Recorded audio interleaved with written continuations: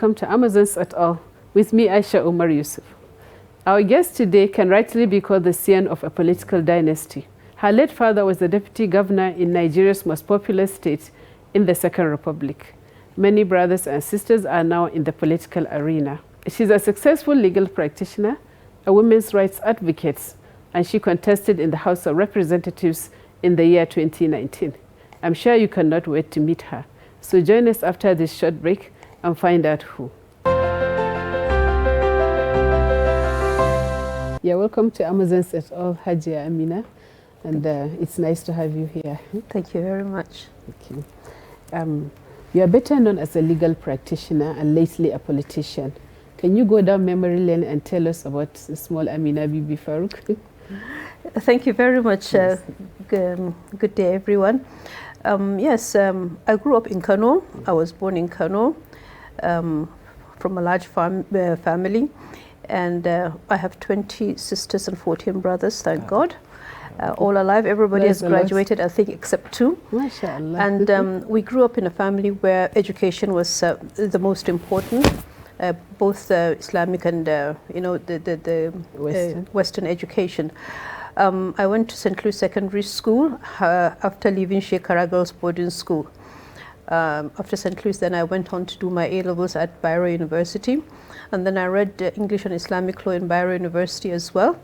Those were the best days of my life. Yes. But when I was in A-levels, I got married. Of course, in those days, we get married early, yes. Which was a good thing, which is still a good thing. Yes. We get married early, and I got married, and I had my first child when I was in part 1 in law. I finished in 1984. Then went on to law school and had my second child as well. Altogether, I have 4 children, and thank God I have 3 grandchildren as well. Oh, that's nice. Yeah. How did you cope having children and raising a small family at that age? Having to combine that with studies. To be honest with you, I suppose because we were all very young at that time, we never really felt it. We went to school, went to university, just come back home. We have usually from 8, well, in law anyway, we'll have lectures from 8 to 1, and then we come back home, we cook lunch. Then we go back to school for 4 to 6, and then come back home and then cook dinner as well, and still have the children. But also because it was in Kano, I had the good fortune of having my family there, so my daughter was staying with my mother all the time when I go to school. But we never really felt it. We were energetic, everything was just fine. I don't think there was any problem. We never really felt it. We never had any receipts or any repeats. We just sailed through school, to be honest. It was a wonderful time in our lives. That was nice. And do you think maybe the home environment contributed to that? How hands-on was your husband with the running of the house and the children? Well, my husband used to be called Comrade, okay. So you can imagine.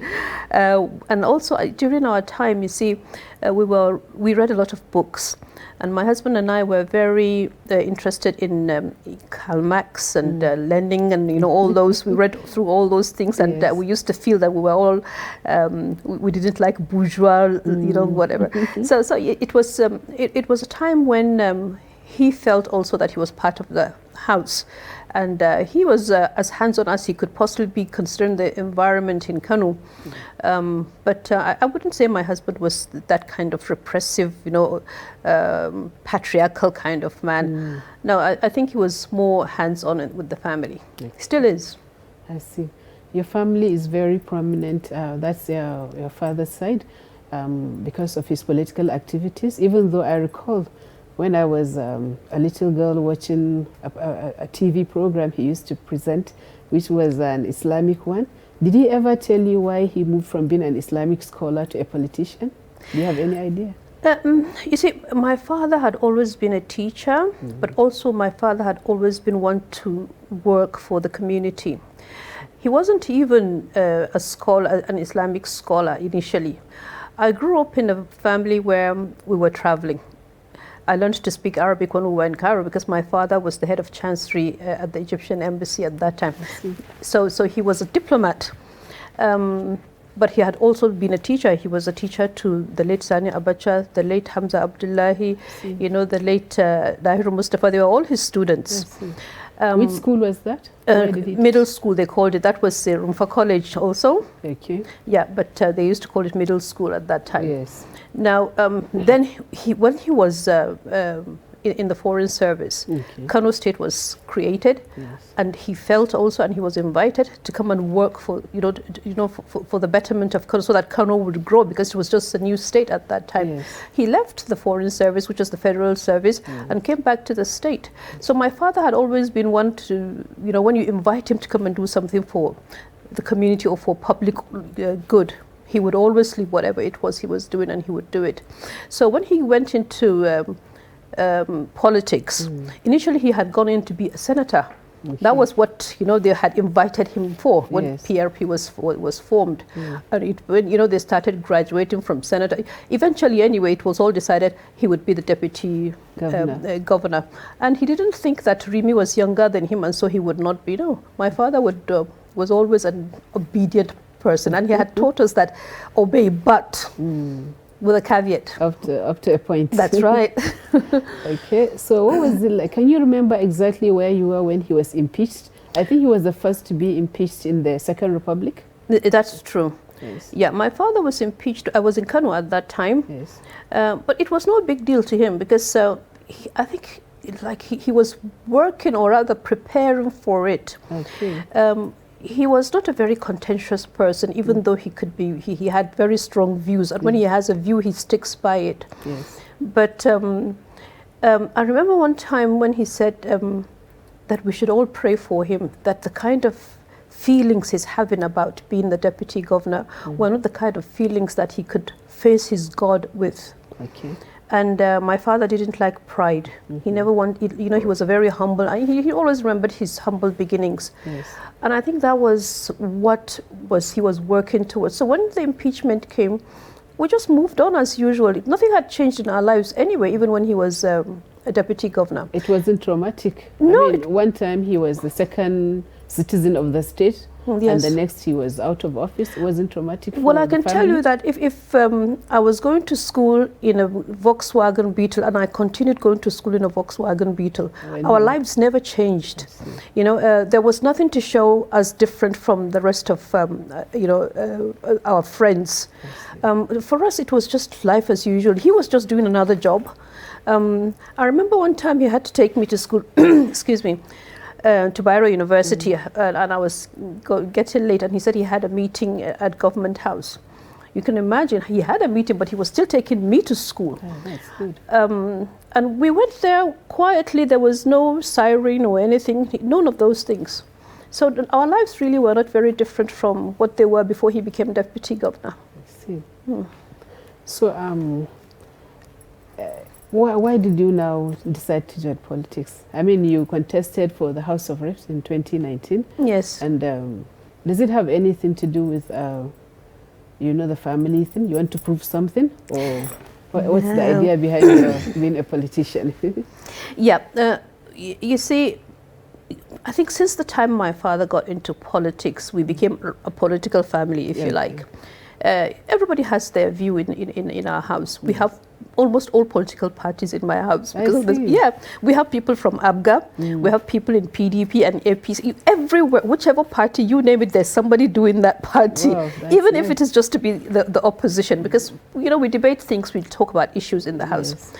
I was invited to come to represent my local government, Gezawa and Gabasawa. They actually wrote me a letter inviting me to come and do it, because way before the elections or the politicking started, my father, of course, was like the local champion in that area, and he was always a people's person. And whenever I go visiting, I would also go visit his friends, and the people around, and the community knew me. You mean after office he went back to Gezawa? Yeah. Yeah, my father had always been a local, rural person. Like I said, he never forgot his humble beginnings. Yeah, he doesn't have a house in GRA, no. He'd always go back to in any case, so when I got that, and I discussed with my mother, discussed with my husband and my children. Of course, my children are all grown up, so they need to be involved. And everybody just said, look, it's the time. And it is the time, I agree, because when you look at our lawmakers, for example, which was what I was invited to be at House of Reps, you go in there, in the Senate and in the House of Reps, you wouldn't see many Aminas or Rekias or Aishas, or, you know, and these are places where laws are made. And I mean, Nigeria's diversity is a wonderful thing, but you see, it does not augur well for somebody from my part of the country when somebody else from another part of the country who has a different culture, a different tradition, and probably a different religion would make laws for me. Obviously, I would resist some of them. So that cohesion and that consensus, you know, is not there. And maybe that's why even UBEC, you know, I mean, it's not particularly working. Not that I'm blaming the people, but in this case, I'm blaming those that are supposed to be responsible, in the sense that every child is expected to have free education. But, you know, the governments over time have not provided enough schools for children to be accommodated. And when you come to the north, for example, in Kano, in my local government, if I have a daughter of 11 years old and she's finished primary school, getting into secondary school, and there is no secondary school for her to go to, that is where the Child's Rights Act would come into also. What do you expect me to do with that child until she's 18? It's true. And if I can't afford to take her anywhere else because I don't have the means. So obviously that's why the girl child gets married, isn't it? So things like that, you know, and I looked at those things, and I looked at how the community also is. I mean, I hear that one of the houses of assembly up north, the chairman House Committee on Women Affairs, is a man. Now, I mean, it's please, exactly. And you look at the Senate now. We have just the one singular Senate female senator. People from up north need to come out. Women from up north have to come out and have to be a part of this governance, you know, and law making and policy making. Because if we are not there, we can't, you know, speak for ourselves. And if we don't speak for ourselves, whatever laws come out, we'll probably resist them. I'll give you a typical example. Somebody was arguing with me that we want equality in everything. I said, we can have equality, but you see, we should understand we are not the same. Where I come from, we believe in equity, not equality. I am a woman, so treat me as a woman. But in treating me as a woman, you should know that whatever it is that is of value to you, it's probably of value to me, and let's come, you know, meet somewhere in the middle. And she was saying that we're going to ask for... Yeah, I think you need to, well, maybe like your friend whom we are trying to explain to, there are people out there who would like to know what's really the difference between equality and equity in this sense. You see, if I say I'm equal, it's one and one is, they're one, right? But one and two, they're all numbers. Very soon. You know, 1 and 2, they're all numbers. They're not the same. No, they're not. Exactly. But you see, if you want to treat them as numbers, you will treat them as equally as numbers. It's true. You are the only woman among the women who contested for the primaries in Kano State for the House of Reps. And do you have any idea why you lost? Yeah, I'm not the only woman. There are many women that contested. The last 2019 election was fantastic. Women, a lot of women came out. But in the whole of the APC and PDP parties, I'm the only woman that contested and won the primaries. I see. But the other women have contested as well. Why I lost? I did not lose. It was the usual, you know, political shenanigans, where they will give an automatic ticket, or where there's a godfather to do, you know, that kind of thing. That was how it was taken from me. But I'm a Muslim. I believe if Allah decides that I will be or I will do, the whole of this world cannot stop it. So I took it in good faith that it was not the time for me. In any case, it was my first outing. And inshallah, if there's a way, you know, if there's hope, I mean, there's hope. If God wills it, then I will be. Otherwise, I'm happy with wherever God puts me to do, you know, work for the people. Yes, it's true. You have worked as a legal practitioner here and in the UK. What can you say is the difference in the work ethics?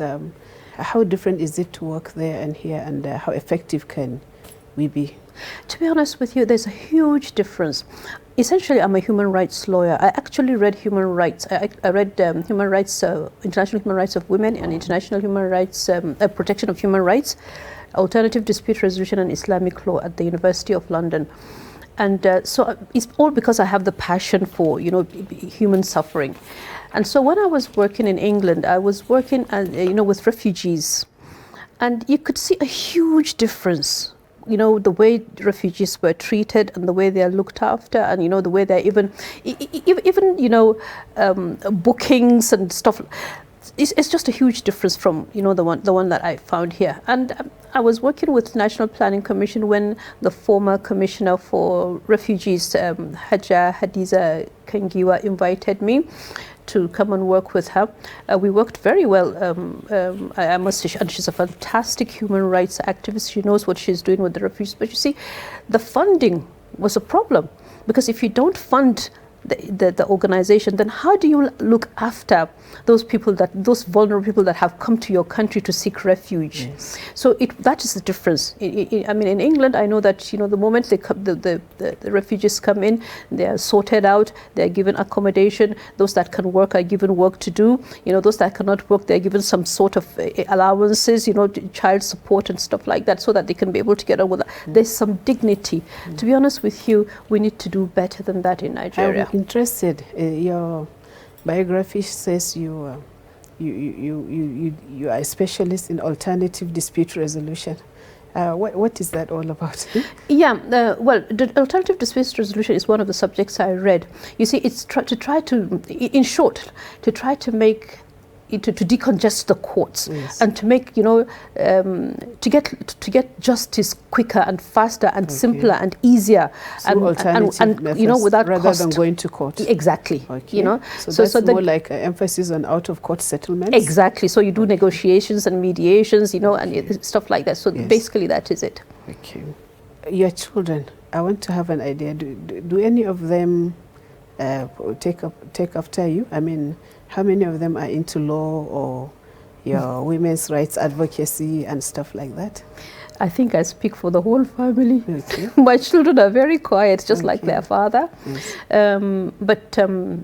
There's one that is a business manager. Okay. One read oil and gas management. The other one is a software engineer. And the last one is a medical doctor. I see. I had all my children before 30. Wow, that's nice. So by 30, I'd had all my children. So we are all, good friends now. Exactly. So we don't have children in the house. Yes. So it's always a welcome thing when the grandchildren come and yes, you hear, little feet in the house. Yes, yes, it's true. Earlier on, you were talking about how godfatherism kind of affects women negatively because we are not into that kind of thing. What do you think can be done about that? You see, let's have an election. Yes. Let us have true and proper primaries. Okay. If there were true and proper primaries, then you wouldn't need anybody to just say, okay, this person cannot contest and that person can't contest, yes, right? That is one of the things that has really soiled our politics in Nigeria. And I think, it also affects women in the sense that the moment a political party says, we are giving Mr. X the ticket, then they just leave and they follow Mr. X because they're getting, the small 2 naira, so they sell their votes that way because they know whether they like it or not. The moment a candidate has been selected, there's no election. He's just going to go and he'll win it because they know that whatever, if they vote from now till kingdom come, it will still be that person that will get it. So they just follow ahead. So godfatherism definitely is a no-no for Nigeria, especially because our politics is still young. I mean, we only started in 1999, isn't it? Yes. So I'm hoping that that will stop. But what I am hoping for now, because time has really gone, and women need to be given even better opportunities to participate and to come into some equal footing with the men. Yes. That bill, I think that was that had the second reading in April 2021 or something, or 20. Gender equal. That's right. Now that one, you know, it's a good thing, because if I had my way, we are not even going to go contest. We will not contest, because it doesn't take anything out of the government or out of the policy or even out of the nation to say, okay, we're giving 1 woman senator and 3. And they don't even have to go into those primaries and do it, because women don't have the resources to spend. You can imagine when somebody has been in the House or in the Senate and has been collecting X millions of naira, and you now, who decides, okay, my people have called me to come and contest, and you look at your bank account and you know that for the whole of last year up to this year, you probably had, you know, the maximum of 1.5 million. Yes. How do you contest? Yeah, that's true. Do you know? So obviously, if he's going to use money, you have lost, even though your people want you to work So in other words, you'd like some kind of affirmative action right from the, they don't want to do political parties level. Yeah, but they don't want to do affirmative action. I don't know why it is. I mean, I heard what the Senate did, and when they rejected the equality bill, I mean, I could sympathize with them, but I sympathize more with Senator Olujimi, because you see, they deliberately, you know, misunderstood her. Okay. What Senator Olujimi is trying to say, in my view, is, look, we want to have, you know, to be able to participate as well as men. She is not saying we are men, because they will take that and they will say they're going to go up north and say women are not equal to women are equal to men. Allah subhanahu wa ta'ala said, we have created you equally but have placed one above the other because one supports the other from his means. Now that because is very important. That's right true. Now if all women were sitting in the house, which is northern women and southern women, if we're all sitting in the house, then we are all equal, isn't it? But there's no point where when my sister from the south has the opportunity to go and say, okay, these laws that you're going to make, this is my take on it because my community wants A, B, C, D, and I'm sitting in the house, nobody's speaking for me. It's true. You know? Yes. So it's really is a disadvantage. So, and Nigeria is not a Muslim country, it is not a Christian country. Nigeria is a secular country. So let us keep our religions as our personal, you know, religions. When it comes to ruling Nigeria, for as long as we have not declared it as a religious country, we should use that constitution. That constitution, of course, is, I mean, we have all said it, it is flawed. But I heard that this description of Nigeria has been reviewed. It's now like Nigeria is a country of a multi-religious country, something like that. Yeah, but not a secular country. Well, to me, it is the same difference, as they would say. For as long as you have not said, okay, we are being ruled by the Bible, or we are being ruled by the Quran, you are giving us, you know, I mean, obviously, I can just say, somebody can just come and say, okay, he is worshipping Shango. They don't have a book. So how do you know, they have traditions and cultures and whatever. Yes. So that is the way they want to go. Yes. But they should have that right to say so. Yes. You know, just like I should have a right to say, look, this is what I want. I was telling you initially about this person that I was having an argument when she said she wanted women and men to have, to inherit equally. Yes. Well, it will work for some people, it will not work for me. No. It will not work for you, because not only is it prescribed in our religion that this is how it is supposed to be, but it also takes away something from me. The religion in Islam says my father, my brother, my husband, and my son, who is grown up, are supposed to look after me. It doesn't matter if the whole world is mine. Yes. So if you tell me now that I'm going to be equal with them, when I get to that old age, who looks after me? Yes, it's true. That's the big question. Exactly. But so for me, it is something that the good Lord has seen how I could be fragile at a particular time and need these people, 4 of them, to look after me. And so if they are going to look after me, it's only fair that they have more share than I do. Exactly. Meanwhile, if I have any share now and I'm still agile, I go on to Dubai and buy me some beautiful things and come back. And I could do that, but I don't have to invest in anything, knowing that there are people that will look after me. So you see, but if I'm not there to say it, and some law comes from the United Nations saying, okay, we are going to have equal whatever, and they all sign it, how do you expect the woman in Kano, in Kumboso, or in Geso to accept that? Exactly.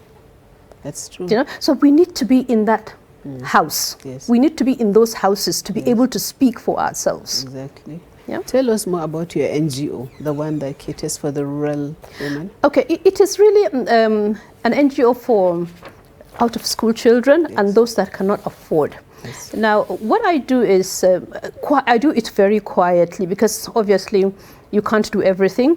But every month we do pay school fees for about 15 children in Gezawa and in Gabasawa. Yes. And then we do some empowerment for women, you know, just like the one they used to do in Bangladesh, when you give X amount to this woman and then when she becomes buoyant and then you get. So we have been doing that for about, I think now they're almost, God knows, I can't remember that number now. But that is what we have been doing quietly to try to show up people's lives and make them a little bit easier. But for me, the out-of-school children thing is is a passionate thing for me. Obviously, I come from a house where everybody goes to school. We don't have a business person in my house. Yes. And we have, I think, about 7 PhDs now or something like that.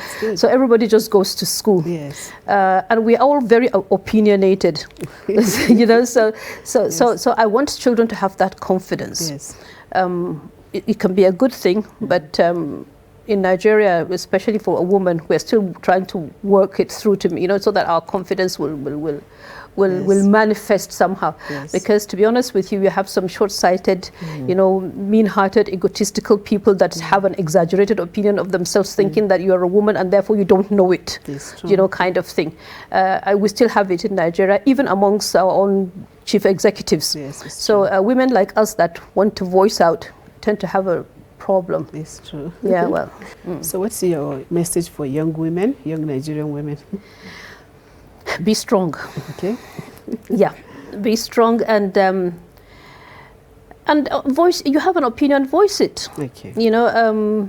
You think they're too quiet? I young think women? No. I think that they're speaking about the wrong message, about the wrong issues. Okay. Yeah, they need to look at themselves, look at their lives. You know, improve their lives. It's not always about money. Yes, it's good for them to go out and make money, but it's good for them to have a good life as well. Okay. You know, get married, have children. The joy in that, they would never know it until they have it. Okay. You know, they would never know it. And this I don't die, kill me, love that they think they will do from outside and talking on the phones and finishing all the. It's not it. Settle down in your homes, have a good home, have a good family. You can't have it better than that, to be honest. And I hope my young sisters and daughters, you know, watching this thing will take this as a takeaway. Look, it's only when we are part of government and policy and strategy and all that life will be kinder. You know, life will be fairer. You know, and that, you know, things there will be a balance in our laws and in our living. You know, they have to come out and participate, please. In whatever form that they can participate, they should be out there participating to make a country a better country. Thank you. Thank you very much, Haji Amina. Assalamu alaikum. Wa alaikum assalam. Thanks so much. Thanks very much for being with us. I'm sure you had a good time listening to Haji Amina Bibi Farouk and the stories of her life. Join us again next week to meet another Amazon and her life's accomplishments. See you then.